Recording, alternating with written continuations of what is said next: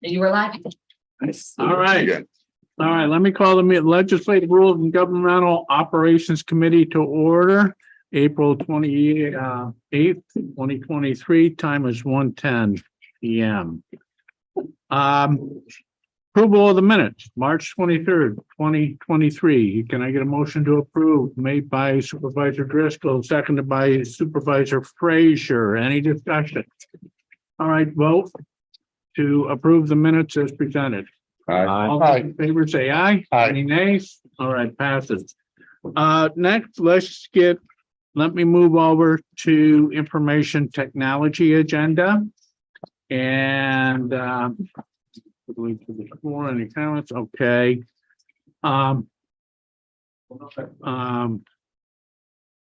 Mike, you want to tell us a little bit about the action items that we have before us, the transfer from computer reserve fund to various departments?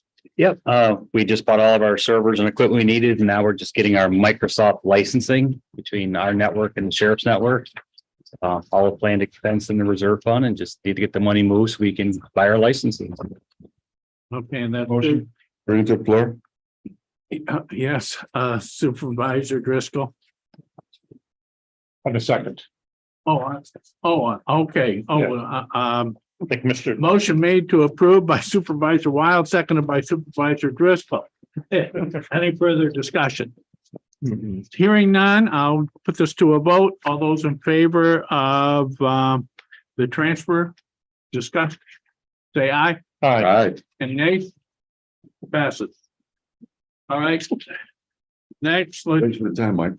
jump over to the, that's it for that. Any public comment? Okay, thanks, Mike. We did get Amy Klutz, self-insurance activity report. Yeah. All right, next, is there anybody that does not have a copy of what was discussed earlier today? And I'll pass it around. It's in the packet. Yep. This red phone, I've had two. Yeah, the condo thing. So far. Well, the condo thing. What packet? I didn't have. Oh, yeah. All right, good. Well, did anybody wants a copy? I have extra copies. It's in your. Okay, Okay, good, I'm good then, thank all you. right. That was discussed. Okay, basically, let me summarize it. I, along with several of the town assessors, discussed this issue. The issue is that condos can be assessed based on their potential value as opposed to the market value. In other words, their earnings as opposed to market value. And in our area, that can be used as a tool to obtain lower taxes. So we have condos that might be market value in the millions, but assessed much lower because their assessment is based on potential revenue as opposed to market value. So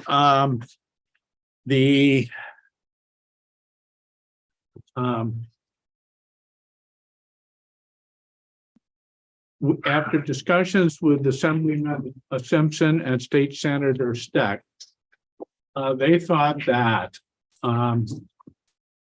if we could get county support for this and then use that as a model resolution for the towns and get their support and send that to their offices, and we should add Kerry Warner to that.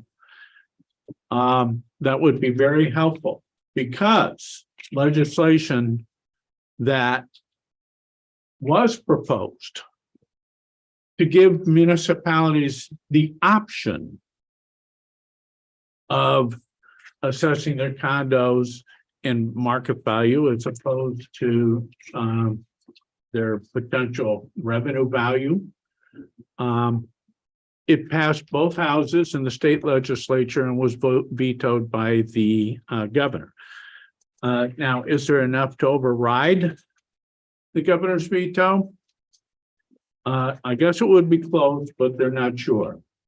In any event, the more that towns can express their support and counties can express their support for assessing condominiums this way, and I put together this resolution along with the guidance of the assessors from various towns mentioned before.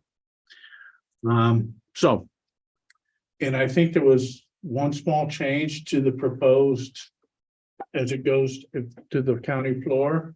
Well, it was just to clarify that this is a call to action for the legislature and not a specific request to modify or provide the ability to grant the authority under the home rule, which we would maybe look at as a separate resolution this month. And we add Gary Warner, yeah. And like, you know, what's unusual here is the town of Greenberg was given this option that nobody else was given. So I'm not sure what the association Greenberg has with the governor, but it must be a very healthy one. And whatever was given to Greenberg should be an option for all municipalities in New York State. Now, I guess from reading on this, that the original idea was to try and create affordable housing in New York City. There's a lot of condos in New York City, and if they could get a tax break, they would pass that tax break on and make the condominium units more affordable. Yeah, probably bring them down to 3 or 4 million. In any event, up here, our condos are usually in the very expensive range and wouldn't be in the classification of affordable housing anyway. So why should they be getting a tax break that single family homeowners have to pick up and make up the difference? It's just not fair. And again, what's being proposed is an option. If you have a town or a city that doesn't want to go in this direction, you don't have to. And the original proposal was that if you've already gained this, your grandfather, then it would be for new condo developments moving forward. And there was discussion in the it was a personnel committee that you know it should be retroactive, but it'd probably be less likely to pass the legislature if it was. So in any event, put it to any thoughts on behalf of the committee or put it to a vote or Supervisor Conover? Yeah, I discussed this at a previous committee. I mean, if a call to action simply it would go to the board, a majority vote of the board, and away it goes. Home rule message is a totally different process, and which our attorney would need to clarify for all of us. I believe it involves a public hearing. I believe it involves some communication with the legislative people down in Albany in terms of the actual drafting of the state legislation, the legislation. It's a different process, but I support either. But in terms of immediate kind of action of our board, certainly a letter, a resolution stating that we support the opt-out provision that was in previous legislation. And if you can get the number on a current piece of legislation, I believe the Supervisor Bramer requested that number. If we can get that and put that in the legislation, all the better. And I've certainly prepared to vote on that here today. Form of a motion. And at the approach, I would make that as a motion. Any second to that? Supervisor Frazier, discussions, Supervisor Thomas. I would suggest that we also send this to the Adirondack Intercounty Legislative Committee. Yes, and I did send it to the Association of Towns on my behalf.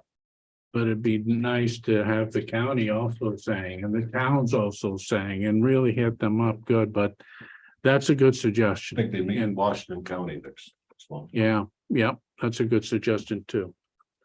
Yes. Mr. Chairman, thank you. I'm a little conflicted because I talked earlier about the workforce housing, but if this is structured this way because of the fact that it's in support of workforce housing, then I would like to see us find a way to be able to accomplish both means. Can you give us one example? I can't. One? example of how this would support affordable housing in our area. Well, I don't know specifically for our area, but I think what you stated earlier is that this was That was originally in the put in city. place in the city to make this happen. The reason why I'm a little conflicted is because you and I specifically have talked about apartments and the drain that apartments create, the tax burden that they provide or basically induce as compared to home ownership. And my thought is home ownership is a totally different animal than renting, right? You have ownership, you have some pride, you have some responsibility. It kind of creates that ownership for people. And my preference is for workforce housing. I'd rather see them in condos, townhouses than apartments. Maybe I'm wrong, but I would prefer to see that. So I'd like to see the best in both worlds. If it's for resort, if it's for, And I'm- Airbnbs, I'm not sure we can separate the two. Well, I mentioned that to the assessors and they said, let's focus on the condominiums right now, because that's the most egregious discrepancy. And then we can find a way to get around that. Or to work on the others. Okay. Supervisor Conover? Yeah, I mean, the production of low and moderate income housing across this entire country is an issue. And it's we have here people here locally in terms of Section 8 rental support having put in a motel for housing. That's not what we're talking about here. What we're talking about here is the development of condominiums and providing them. And let's not forget, we had the same discussion on the solar. If a particular group is not paying its fair share, that means somebody else is paying it against the levy. So, for example, let's just say, for the sake of discussion, condominiums amount for $100 million of assessment, $200 million worth of assessment. That means that they're not carrying their fair share of the assessment. That's falling on everybody else, because assessment deals with fair share, not levy, not tax levy. Tax levy comes out of the operating budget, which varies from community to community. So but in terms of that debate and that dialogue that my colleague is interested in, I share that concern, and we see it every day here in this county with the filtering up of property values, right? But that filtering up is resulting in very expensive development of very expensive condominiums that are being acquired, and then they're not paying but a fraction of their fair share. Which puts the burden on the single family homeowners and makes those. Everyone else, affordable. businessman, business, Yeah. any business, anyone else, because that's what we determine with assessment is fair share, not taxes. Taxes are a different matter. Well, the solar thing, I would argue with you that there's two solars that were going to go on the landfills in Queensbury, and the solar that was going to go on the Glens Falls landfill and bring additional tax revenue into the county, the schools, and the towns is not going to happen now because of what the county did. So we're actually losing out on opportunities that otherwise would have been before us. So I'm not going to agree with you on the solar thing. Well, However, any further discussion on what's being proposed here? We have a motion, and Supervisor Frazier seconded it. Any other discussion? Can we keep going? We've already been here for what, 5 hours? I'm trying to speed this thing up. I'll support it. I hope we can find some way to deal with the workforce issue at the same time, but Okay, I'm totally in support of let's fair put it, share. let's put it to a what?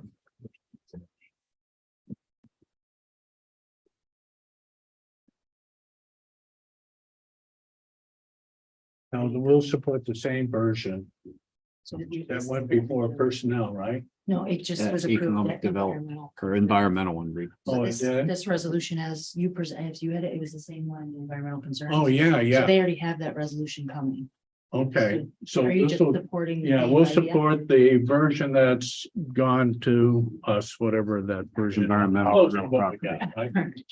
And now the section that we. Orlando's is lunch. Yeah. we would say- Well, Mike saw it for 2 hours and he said 30 seconds, I'm gonna shout at it. Yeah, Lake County Attorney would- all right, so whenever it was, that's what they're looking at. Yeah, so we'll, yep, it's the same exact. All right. Environmental concerns are. Let's vote on that. All those in favor of saying aye? Aye. Any nays? All right. We did it.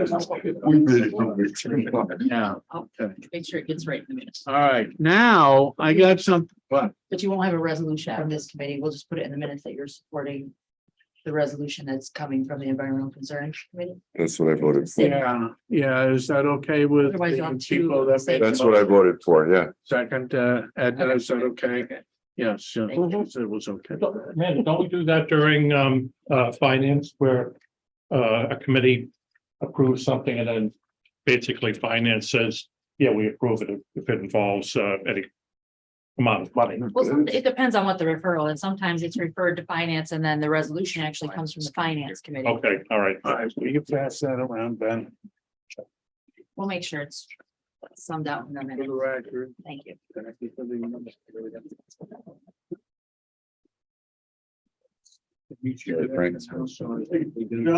Yeah, we can.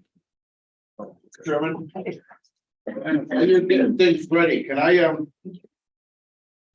your comment about the solars.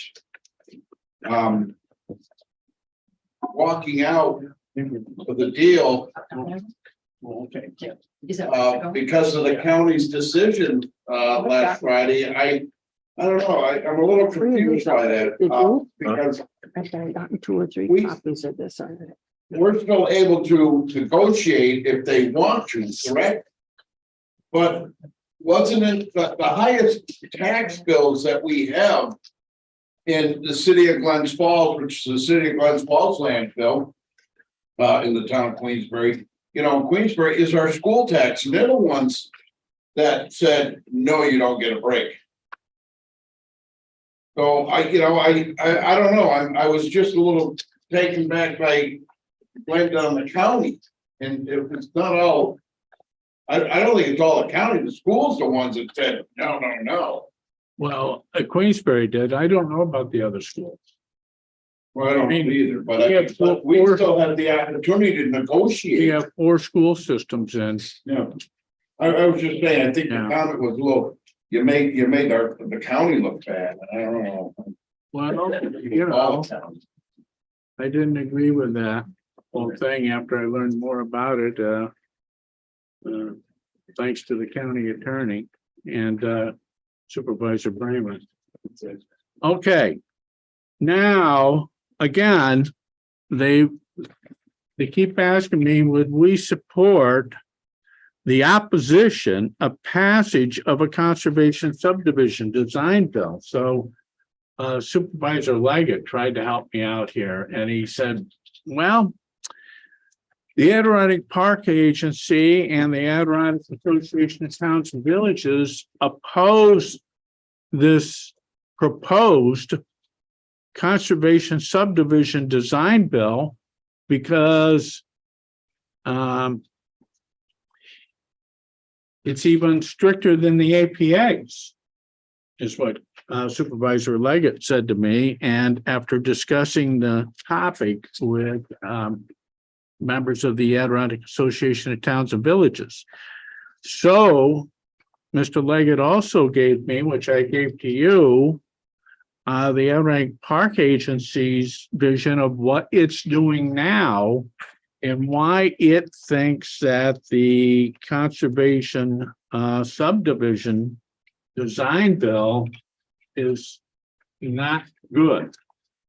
So the AATV is asking us if we would like to join them in opposing the passage of the conservation subdivision design bill. So, I know there's a little bit more information in front of you. Don't know if that makes a difference as far as whether we're have enough information to take a position on this or not. But I figured I'd bring it up for discussion.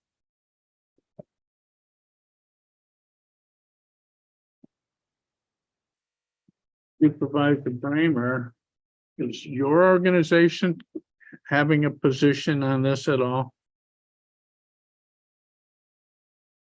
Oh, Supervisor Stroud, since you put me on the spot, I'm gonna speak as myself as supervisor or environmental advocate, if you will. The conservation subdivision design bill.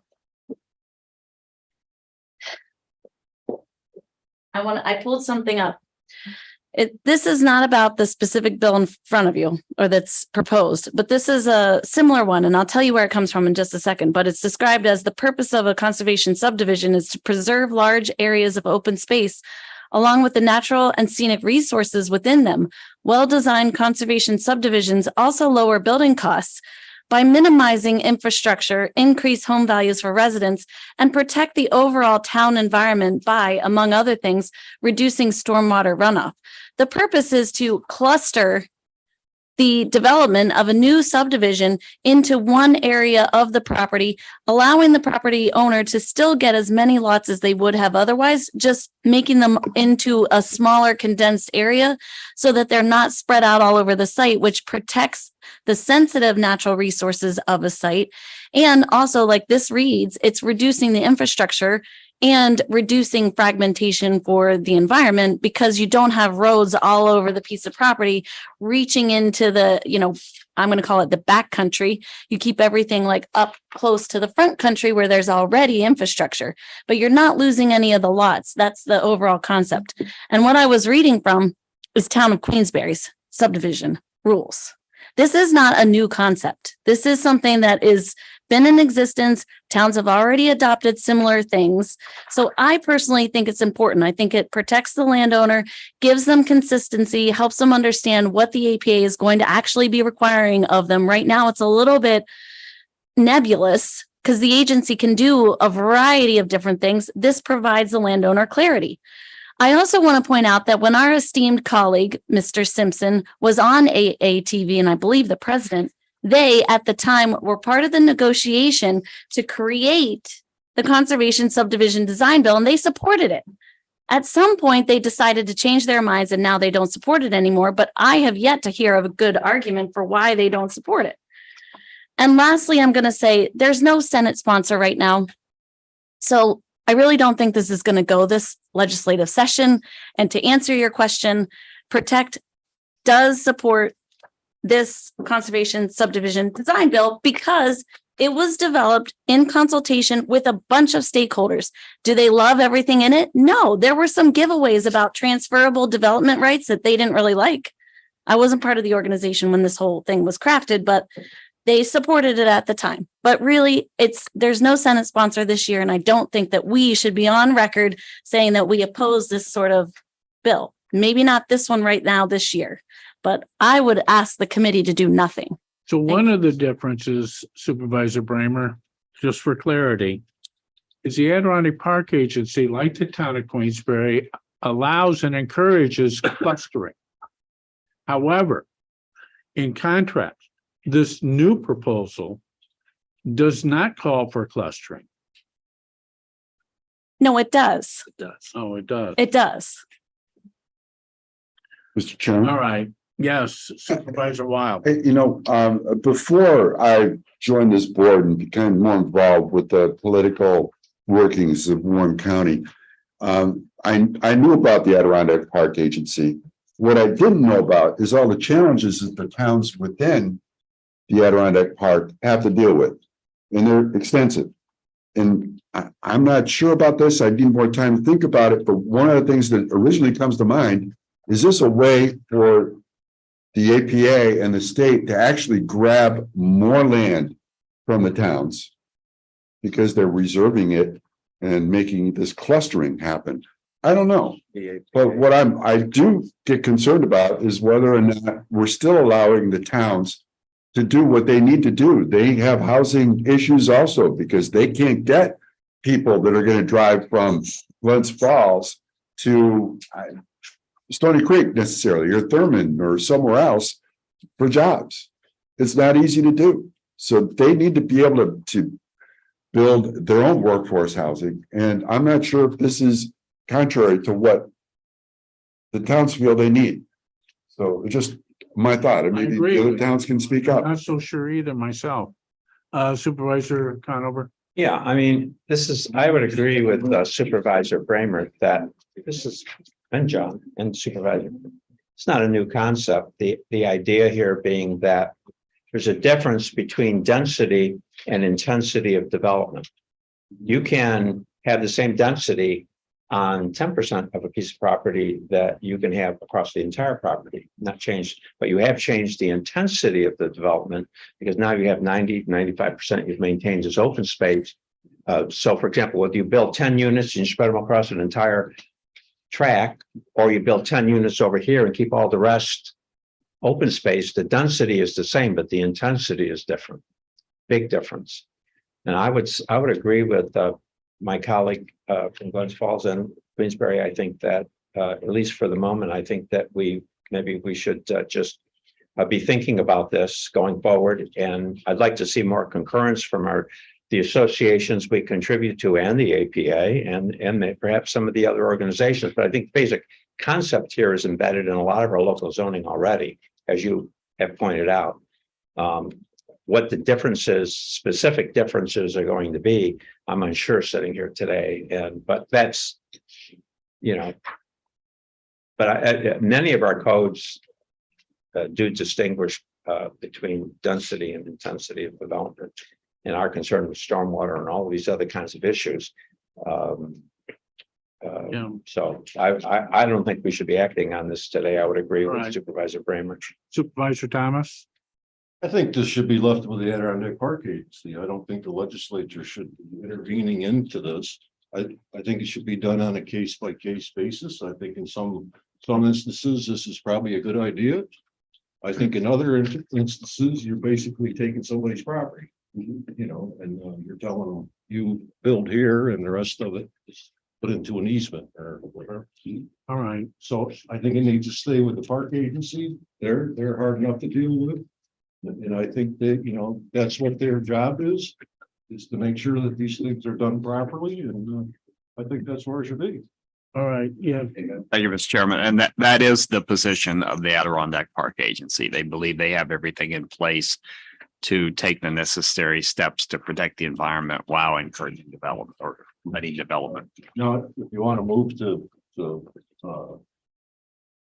take away some powers from the Adirondack Park Agency, I don't have a problem with that either.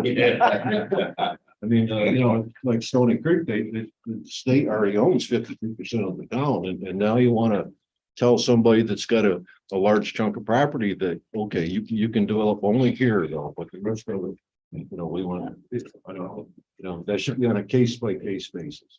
Okay. From what I'm hearing, almost unanimous consent, unless you feel otherwise, is that we prefer not to take any action on this topic. My question is, do you want me to leave it as a discussion item going forward, or let's just drop it? Drop it. I think it's going to be a discussion item. I think it's a question that is at times included TDRs, transfer development rights. I don't want to say it's complicated, but there have been different versions of this idea that have gone around for a long time. I can remember Fred Monroe, God rest his soul, working very hard on this entire subject. Okay, so no action, and don't even put it on the discussion list. What we do have on the discussion list moving on is foil, and I'm going to assume that That's a project in progress and we'll get to it someday. Thank you. Thank you, Mr. Chairman. I think we can pull this off the agenda for now. We are revising the FOIL policy and I don't believe we're asking for a new position at this point. Okay. Anything else for the good of the order? Anybody outside, public, inside? Okay. Motion to adjourn? Motion made. Supervisor Driscoll, seconded by Supervisor Wild. All those in favor, say aye.